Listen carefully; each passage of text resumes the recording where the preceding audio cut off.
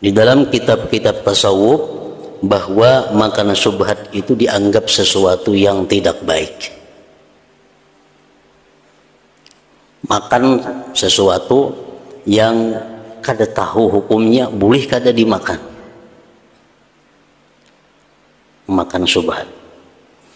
Kenapa makan syubhat itu oleh ulama-ulama tasawuf dianggap sesuatu yang tercela?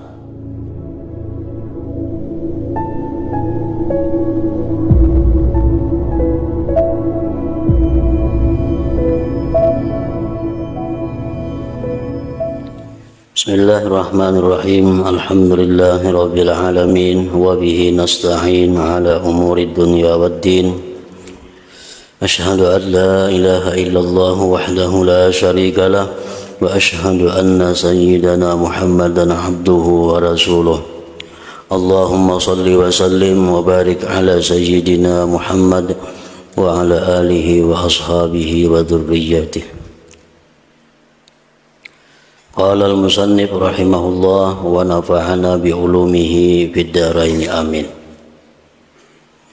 Wa amma aktsarun nas minal mahdudina minas salihin fayambagi ayyusbitu bi jaraidihim al-ma'asi az-zahirah ka akli syubhati wa itlaqil lisani bil ghibati wan namimati wal mira'i والثناء على النفس والإفراط بمعادة الأعداء وموالاة الأولياء والمداهنة مع الخلق في ترك الأمر بالمعروف والنهي عن المنكر فإن أكثر من يعد نفسه من وجوه الصالحين لا ينفك عن جملة من هذه المعاصي بجوارحه وما لم يطهر الجوارح عن الآثام لا يمكن الاشتغال بعمارة القلب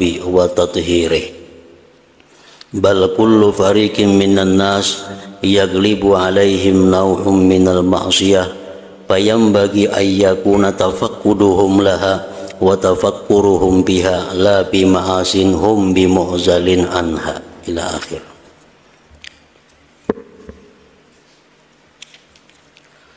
Makna daripada kalamul Imam Hujjatul Islam Al-Ghazali rahimahullah wa nafa'ana bi ulumih. Adapun kebanyakan manusia dari orang-orang yang terhitung dari orang-orang yang saleh, artinya kebanyakan orang-orang yang saleh,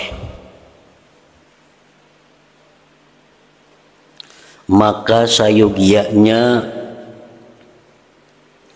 orang yang saleh itu menetapkan pada catatan mereka akan perbuatan maksiat yang zahir. Nah, dimaksud dengan orang yang saleh di sini adalah orang-orang yang mengamalkan ajaran agama dengan tujuan agar dia terhindar dari api neraka dan bisa menikmati surga. Ini yang dimaksud dengan orang saleh di sini. Tidak ada dalam pikirannya bagaimana untuk bisa ma'rifat kepada Allah. Tidak ada dalam pikirannya itu bagaimana bisa menjadi dekat dengan Allah. Tidak ada dalam pikirannya itu bagaimana supaya beribadah itu merasakan kelezatan atau kemanisan, kenyamanan.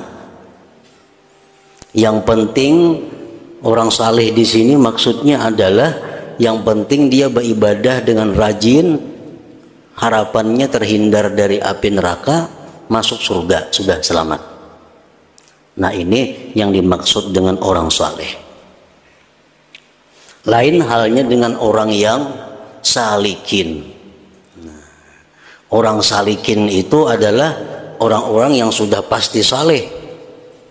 Dia bukan hanya sekedar saleh, tapi dia ingin ma'rifat kepada Allah. Dia ingin mengenali bagaimana rasanya berdekatan dengan Allah. Dia ingin bahwa di dalam surga itu bukan hanya menikmati surga, tapi bisa memandang zat Allah. Nah, itu ngarannya orang-orang salikin. Itu lebih tinggi lagi kedudukannya daripada orang yang sekedar salihin ini. Nah, kalau orang-orang yang hanya sekedar salihin, orang-orang yang hanya beribadah kepada Allah dengan rajin, menjauhi larangan Allah dengan harapan bisa masuk surga, selamat dari api neraka. Orang yang seperti ini hendaknya ada punya catatan, pembukuan. Pembukuan apa? Pembukuan mencatat tentang maksiat-maksiat yang masih sering dilakukannya.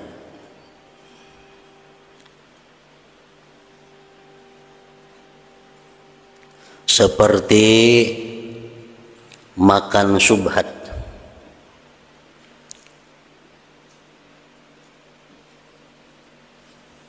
makan sesuatu yang kada jelas halal dan haramnya.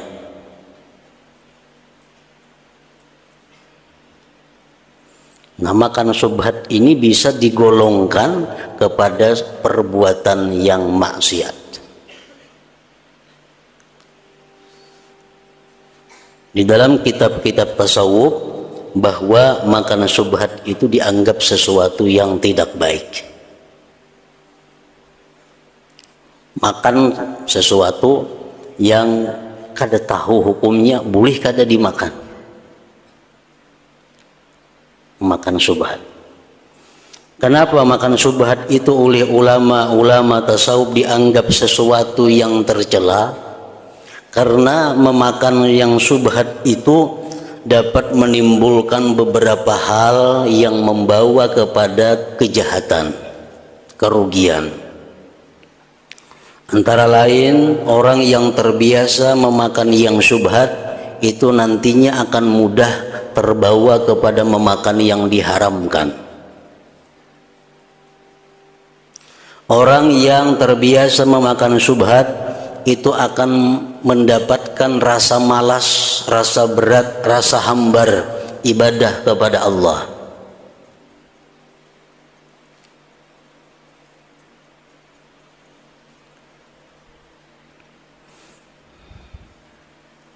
Kalau makan haram itu sudah kada kau beribadah lagi. Orang tuh makan yang haram bukan hanya beratnya beribadah, kada kawa, karena terhalang oleh kekuatan-kekuatan haram yang ada di dalam tubuhnya. Kalau syubhat ini dimakan terus menerus, itu bisa beribadah cuma dengan berat, susah payah, terpaksa. Nah, jadi itu pertama dicatat bahwa oleh orang yang saleh tadi bahwa dia adalah masih memakan makanan yang syubhat. Yang halal itu jelas, yang haram jelas. Antara halal haram itu ada, nah itu ngarannya syubhat.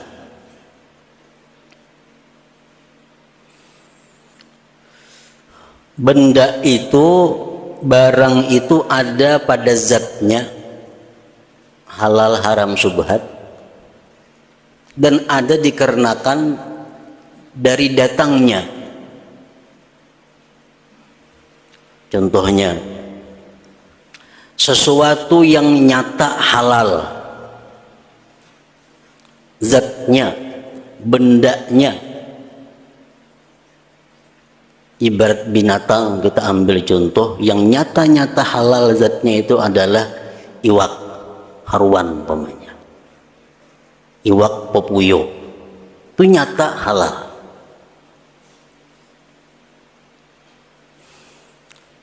Ada lagi yang nyata-nyata haram, bidawang, itu nyata haram dimakan. Kuduk nyata-nyata haram dimakan. Nah, ada binatang yang kada jelas hukumnya halal atau haram, kayak jerapah. Bolehlah makan jerapah, itu kada jelas hukumnya halal atau haram. Apalagi kanguru, itu binatang-binatang yang kada jelas halal haramnya. Nah, itu mesti dihindari memakan hal-hal yang kada jelas haramnya atau halalnya. Bila kita makan jerapah itu kita makan subhat ngarannya. Nah, itu zatnya. Nah, sekarang sesuatu yang halal macam iwak tadi, hintalo umpamanya, nyata halal, tapi karena berasal dari sesuatu bisa merubah hintalo ini menjadi haram, bisa menjadi subhat. Hintalo halal, cuma datangnya hintalo ini dari manusia, dari orang yang kebanyakan pekerjaannya itu, kebanyakan penghasilannya itu dari usaha yang haram. Nah, sehingga hintalo nang dijualnya ke kita atau nang diberikannya ke kita jadi haram. Padahal hintalo itu asalnya halal, cuma karena datangnya dari orang yang penghasilannya orang itu mayoritas haram, otomatis hintalo jadi haram. Nah, kemudian yang kedua, ini yang nyata-nyata halal seperti iwak hintalo tadi, datangnya dari orang yang hartanya itu sebagiannya ada haram, hasil dari yang haram, sebagiannya ada hasil yang halal. Kita kada tahu hintalo dari yang halal atau yang haram didapatnya. Nah, ini subhat ngarannya. Ini subhat. Orang tuh usaha nang halal ada 50% usahanya halal, 50% usahanya haram. Atau pemudalnya 10 juta, 5 juta duit haram, 5 juta duit warisan halal. Kalau orang ini berjual hintalo umpamanya. Nah, hintalo yang dijualnya ke kita itu di mana datangnya asalnya? Apakah dari 5 juta nang warisan nang halal atau dari 5 juta nang haram? Kita kada tahu. Nah, ini ngarannya adalah subhat. Ini ngarannya subhat. Padahal hintalonya halal.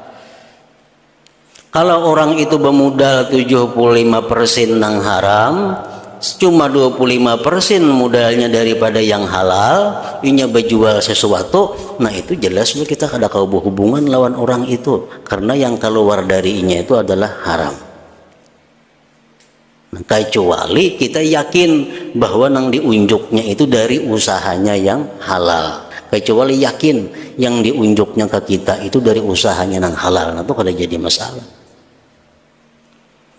Bila kita kada yakin, jadi subhat ngarannya, di mana kita haram, jadi haram, bukan subhat, jadi haram. Orang 75% dari yang haram, 25% dari yang halal. Lalu ini berjual makanan, sedangkan makanan campur aduk sudah. Dari duit namanya kada tahu lagi, ini bercampur duit tadi. Nah, halal lewat, cuma terbanyak nang haram. Nah, ini jadi haram, seluruhnya jadi haram. Nah, kalau inya kau membedakan kada apa-apa. Inya duit 10 juta,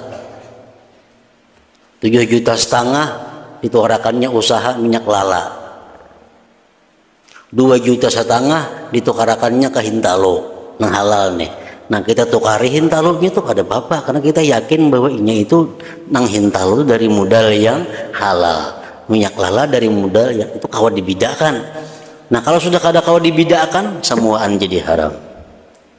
Itu bagi orang yang aksaru malihi haramun.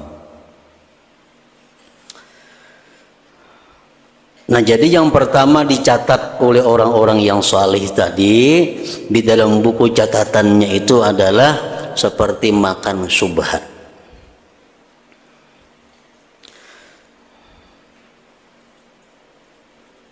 Yang kedua yang dicatatnya adalah melepaskan lisan dengan ghibah. Karena orang-orang yang saleh tadi kada sunyi daripada ghibah, menggunjing orang. Namimah, anjur atar, berdebat, memuji atas diri, berlebihan dalam memusuhi para musuh. Berlebihan memusuhinya. Kita boleh aja memusuhi orang yang memusuhi kita, asal jangan labih pun kita. Melabihan kita memusuhi, nah itu nang kada boleh. Berlebihan dalam memusuhi para musuh. Bersahabat dengan para penguasa. Ini di dalam ulama-ulama, dalam keterangan-keterangan ulama sufi, mau bersahabat dengan para penguasa itu dianggap sesuatu yang tidak baik, bahkan dianggap sesuatu kemaksiatan. Bersahabat dengan para penguasa, apalagi penguasanya, bersahabat dengan para penguasa. Mudahanah dengan para makhluk dalam meninggalkan amar ma'ruf nahi munkar. Mudahanah dengan para makhluk dalam meninggalkan amar ma'ruf nahi munkar. Ini satu dosa. Kita kada wani menagur orang itu padahal jelas orang itu berbuat munkar. Cuma kita kada wani menagur karena selama ini inya banyak berbuat baik membantu kepada kita. Amun ku tagur karena aku bisa kada dibantunya lagi.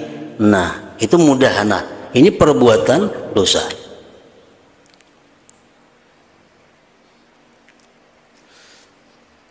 Nah karena sesungguhnya kebanyakan orang yang menganggap dirinya termasuk pemuka orang-orang yang salih itu tidak terlepas dari sejumlah perbuatan maksiat ini pada anggota badannya. Nah jadi dicatat ini tuh disuruh makan subhat, gibah, namimah, suka bahwal, suka memuji diri sendiri, berlebihan memusuhi musuh, akrab bersahabat dengan penguasa, kada mampu menagur, kada mampu amar ma'ruf nahi munkar terhadap atasan. Dosa. Nah, jadi satu persatu disuruh kita bertafakur, disuruh berpikir kayak apa caranya untuk menghilangkan dosa itu. Selama ini kita makan yang subhat, umpamanya. Nah, di situ kita disuruh tafakur, disuruh berpikir kayak apa caranya untuk menghindarkan diri dari makan makanan yang subhat itu. Nah, kalau sudah mampu kita menjaga diri daripada makan yang subhat, itu kita curit. Kada perlu lagi ditapakurkan karena sudah.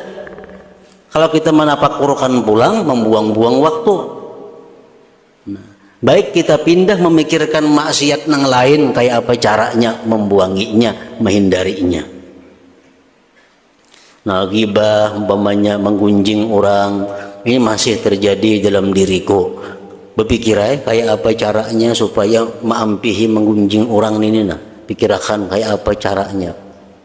Bila sudah menemukan caranya, kau mempraktikkan, terhindar daripada gibah, coret pulang gibah itu, balik pulang memikirkan dosa yang lain kayak apa cara menghilangkan. Nah ini pekerjaan orang-orang yang saleh. Orang-orang yang hanya sekedar untuk beribadah kepada Allah, dapat surga, terhindar dari api neraka.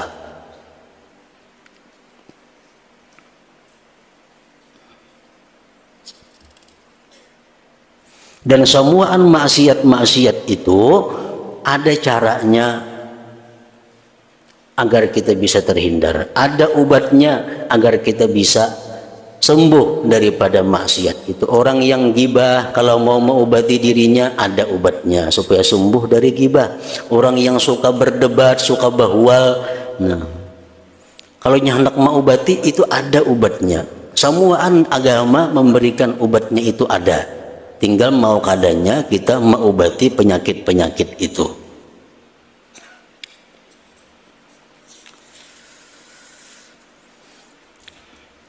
Dan selama ia tidak menyucikan anggota-anggota badan dari dosa-dosa, maka ia tidak mungkin menyibukkan diri dengan memakmurkan hati dan menyucikannya. Selama kita masih makan subhat, masih suka menggunjing orang, masih anjur atar, suka bahwal, suka berdebat, namun masih nangka itu aja, kita kada akan bisa menghidupkan hati. Sedangkan hidupnya hati itu adalah pangkal untuk mendapatkan kelezatan, kenyamanan dalam ibadah.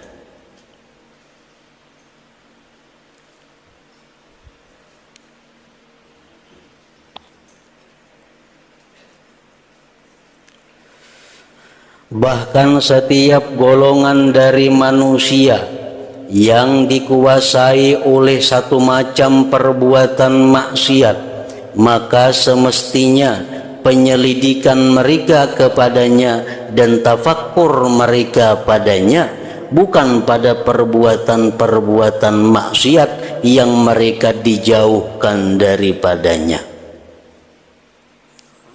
Kalau kita misalnya dihindarkan Allah, dijauhkan Allah daripada riba, ada usah kita memikirkan kayak apa cara menghindari riba itu, karena kita kada dijual riba. Kita dijauhkan oleh Allah daripada perbuatan minum yang memabukkan, dijauhkan Allah daripada perjudian. Nah kita kada perlu memikirkan tentang bagaimana caranya agar terhindar daripada perjudian dan minum-minuman tadi. Membuang-buang pikiran, membuang-buang tenaga waktu. Nang disuruh kita tafakur, disuruh kita berpikir, menjauhkan, mengobati maksiat-maksiat yang kita lakukan, maksiat-maksiat yang kita pakai. Nah itu yang kita disuruh tafakur, cara memikirkan cara menghilangkannya itu.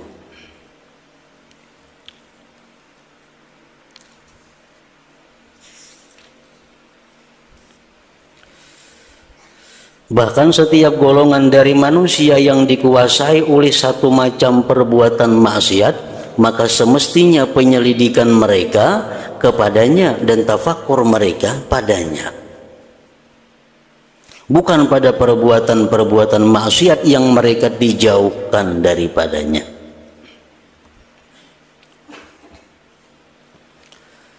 Nah contohnya, orang alim yang wara.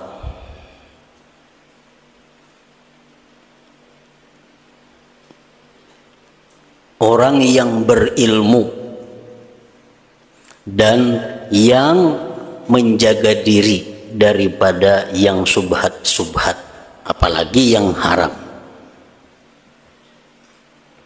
Orang alim yang wara,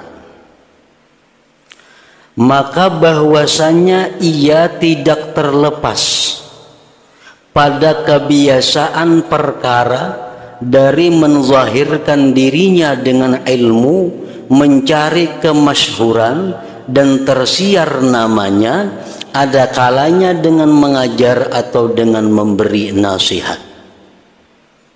Nah, ini penyakitnya orang yang alim, yang wara itu. Lain lagi nang orang paragah alim, paragah wara itu kok tidak kisahnya. Ini nang alim bujur, wara bujur.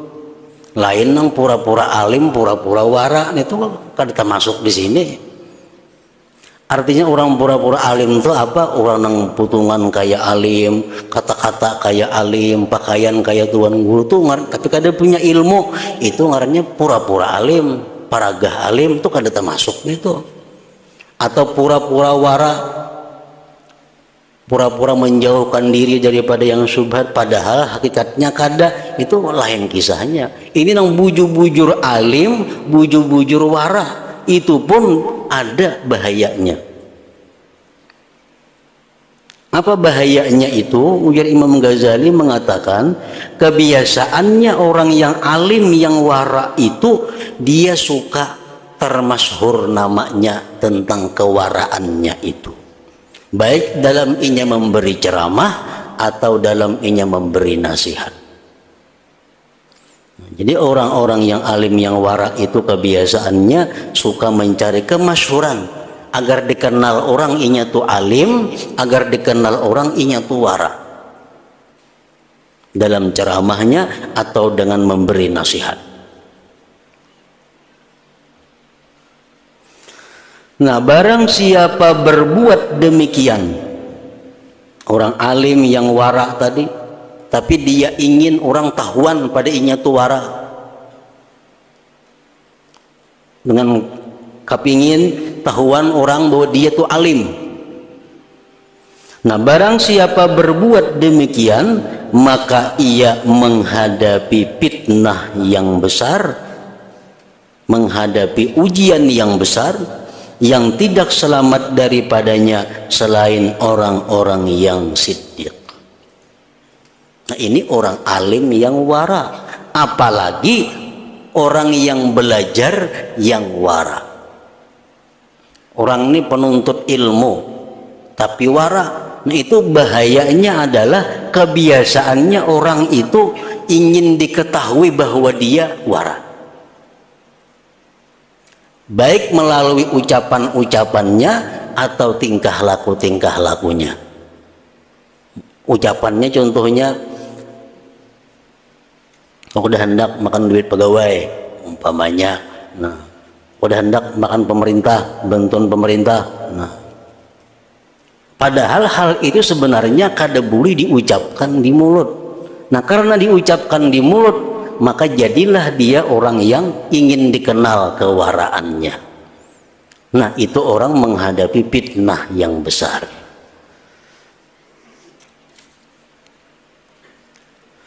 Yang tidak selamat daripadanya selain orang-orang yang siddiq, orang-orang yang benar.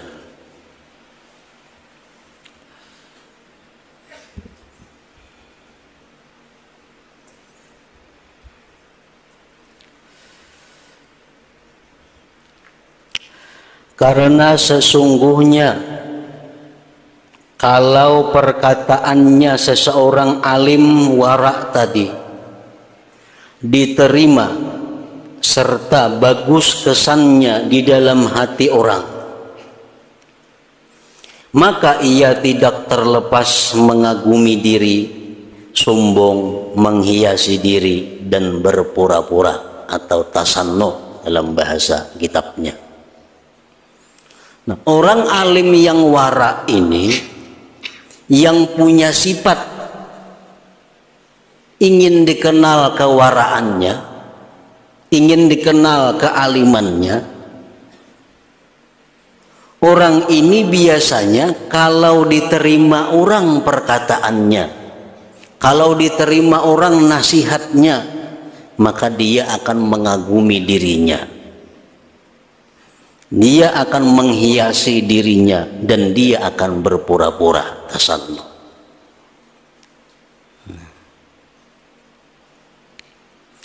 Kalau perkataannya ditolak, orang alim wara yang bersifat tadi, nasihatnya ditolak oleh orang, nasihatnya kada dipakai orang, maka ia tidak terlepas dari kemarahan, kesombongan, dan dengki kepada orang yang menolaknya.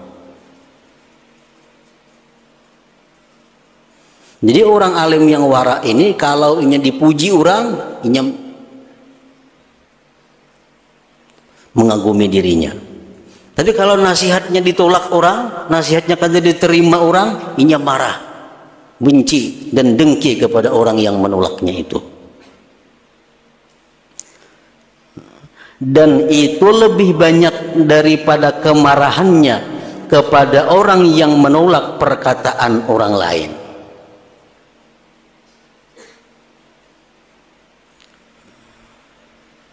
Kita boleh marah kepada orang yang menolak nasihat kita, boleh marah kepada orang yang menolak nasihat kita. Kita marah itu boleh, asalkan kemarahan kita ini jangan lebih daripada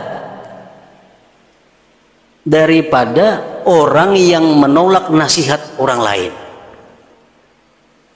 Ini pahamannya sedikit ngalih.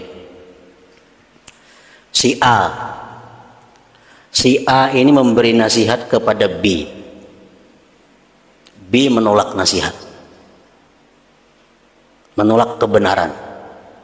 C marah. Marah kepada siapa? Kepada B, karena B ini menolak nasihat si A.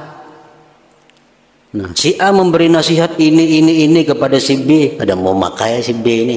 Si C mesti marah karena B menolak nasihat, menolak kebenaran. C marah.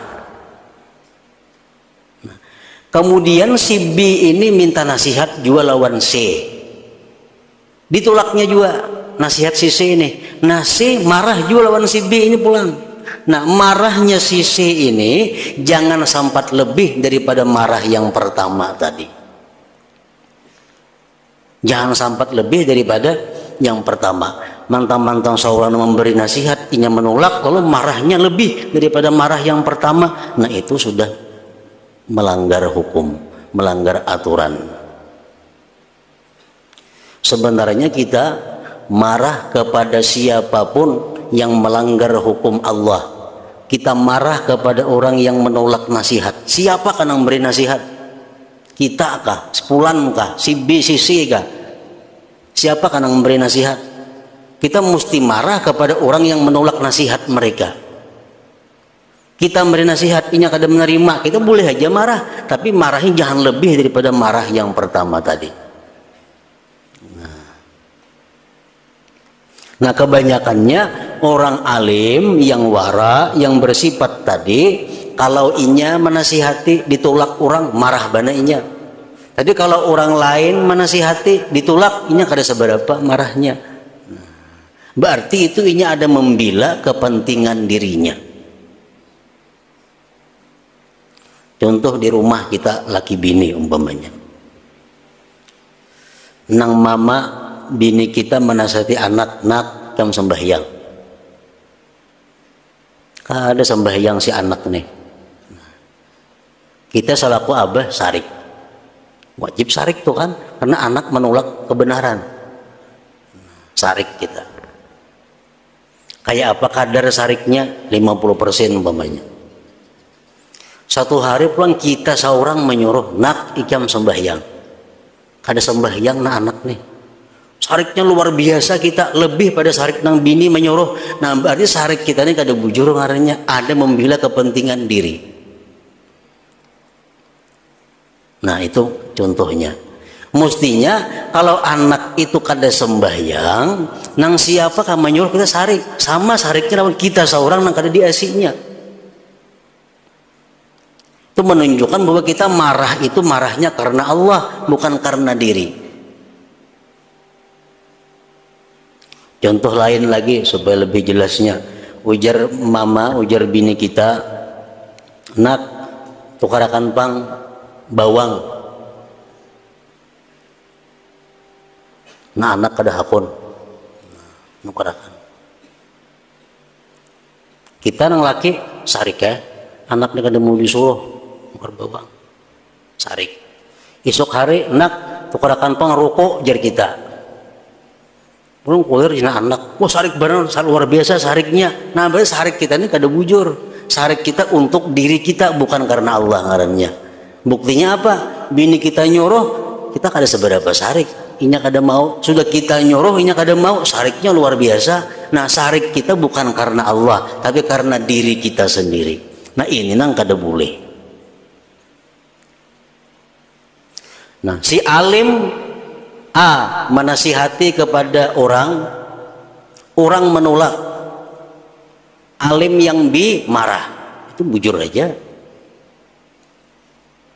Tapi karena alim yang B ini memberikan nasihat, orang menolak, dia marah. Tapi marahnya jangan lebih daripada marah semalam nang kawan itu menasihati. Bila lebih berarti ada kepentingan diri, bukan karena Allah lagi ngarannya. Nah orang yang alim, yang wara, punya penyakit biasanya kalau orang lain menasihati kada dipakainya, inya kada marah. Tapi kalau inya menasihati kada dipakai, inya marahnya luar biasa. Nah itu penyakit, itu fitnah yang besar, ujian yang besar bagi orang yang alim. Ini membedakan marah, mana marah karena Allah, mana marah karena bagian diri. Marah karena Allah itu berpahala. Nah marah karena pribadi itu kada baik, bisa berdosa.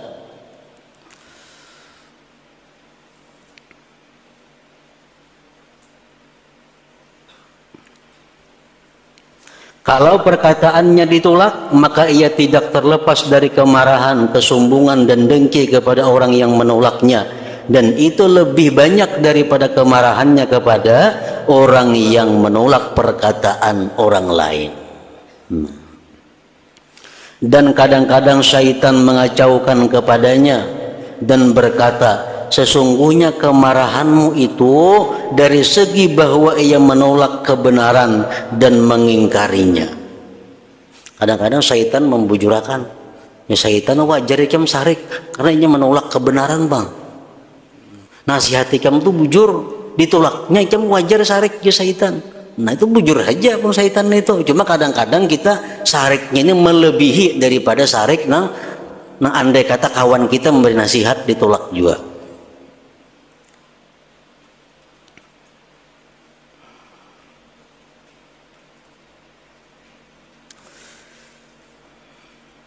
Maka jika ia mendapatkan perbedaan antara perkataannya ditolak kepadanya atau ditolak kepada orang alim yang lain, maka ia adalah tertipu dan menjadi tertawaan syaitan. Sudah kada bujur lagi ini orang. Padahal ini orang alim, orang yang wara, atau orang biasa, sama aja. Jadi melihat kemungkaran itu kita mesti marah. Contohnya orang sebelah rumah kehilangan,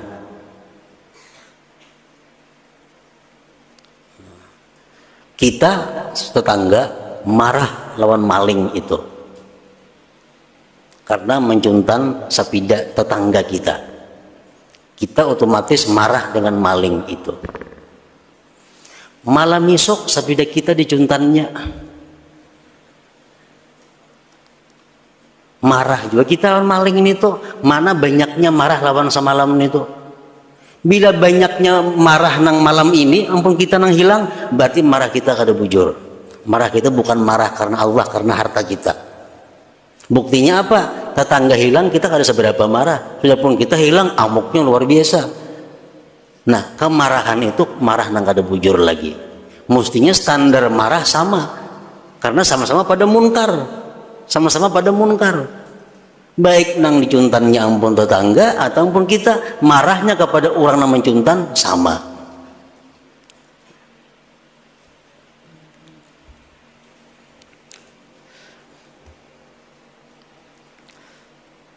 Maka itu juga orang yang alim tadi.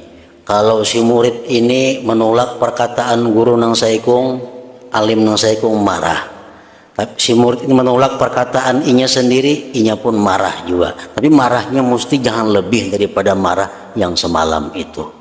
Bila kada macam itu, si alim itu jadi tertawaan syaitan, jadi ulu-ulunya.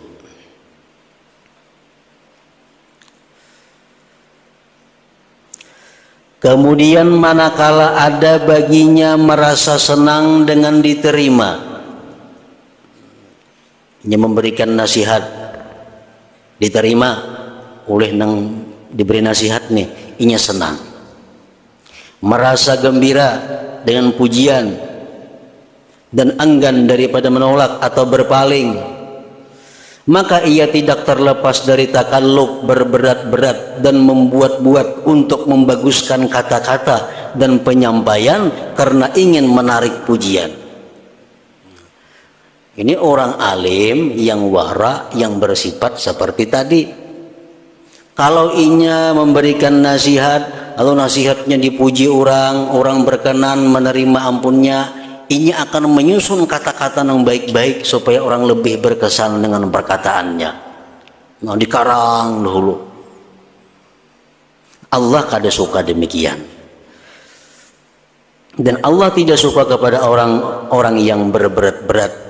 Dan syaitan kadang-kadang mengacaukan kepadanya dan berkata, hanya saja keinginanmu kepada membaguskan kata-kata dan membuat-buat padanya agar kebenaran tersebar dan bagus kesannya di hati karena meninggikan agama Allah. Itu syaitan menggoda kita.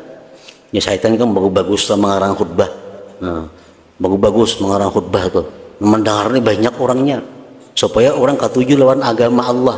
Itu godaan syaitan. Kalau betah malaman lah mengarang khutbah supaya diterima orang isuk kena khutbah ini bagus kesannya.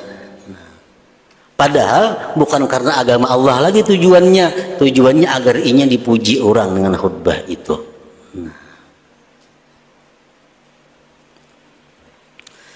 Kalau senangnya dengan bagus kata-katanya dan pujian manusia kepadanya itu lebih banyak daripada kesenangannya dengan pujian manusia kepada salah seorang dari teman-teman sebayanya, maka ia tertipu dan hanya saja mereka berputar sekitar mencari kedudukan dan menyangka bahwa yang dicarinya adalah agama. Ini masalah kesenangan. Kita menyampaikan dakwah, menyampaikan nasihat baik kepada bini, baik kepada anak, umum kepada siapapun menyampaikan dakwah. Dakwah kita dipuji orang, kita senang. Kemudian kawan kita pulang berdakwah bagus, kawan kita dipuji orang juga, kita mesti senang juga. Dan senangnya mesti sama lawan senang semalam itu.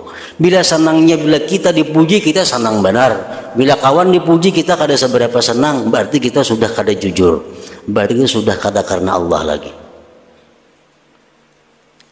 Apalagi kawan dipuji sarik kita, itu makinnya kada bujur lagi. Ini kurang aja gembiranya sudah salah.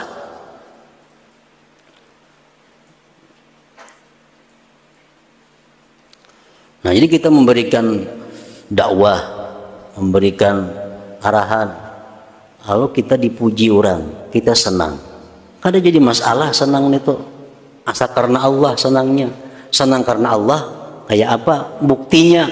Nah, karena kawan kita ini berdakwah, kawan kita dipuji orang juga, kita senang juga, sama senangnya lawan kita dipuji orang. Nah, bila macam itu, senang kita senang karena Allah, bukan senang karena mencari kedudukan di hati manusia.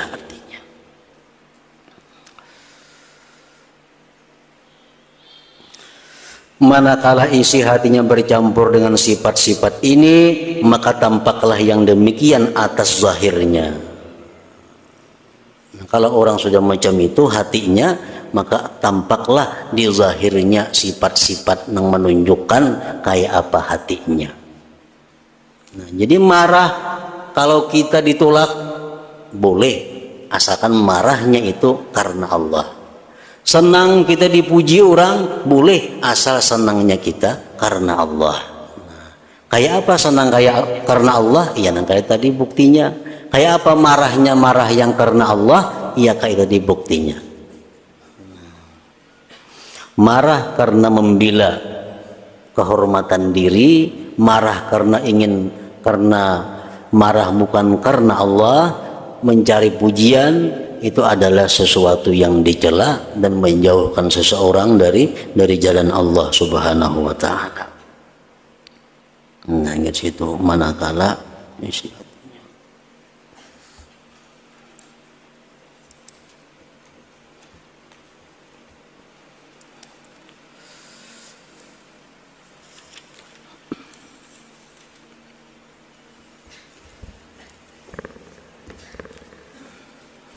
أفضل الذكر فاعلم أنه لا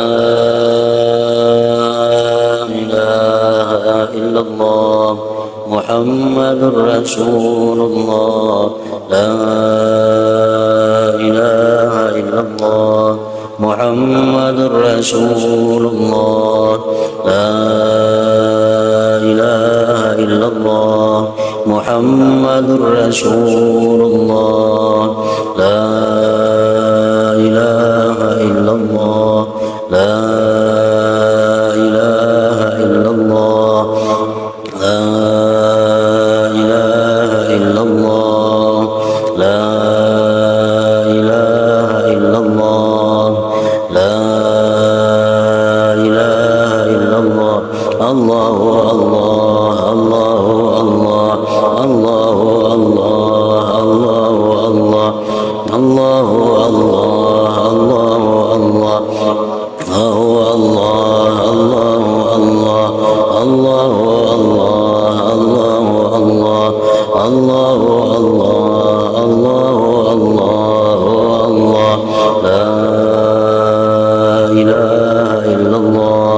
محمد رسول الله لا إله إلا الله محمد رسول الله لا إله إلا الله محمد رسول الله لا إله إلا الله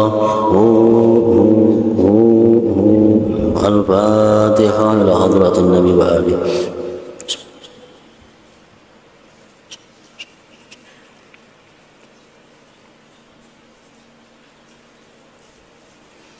فيا يرجو منه شفاعة صلوا عليه وسلموا تسليما اللهم صل وسلم وبارك عليه.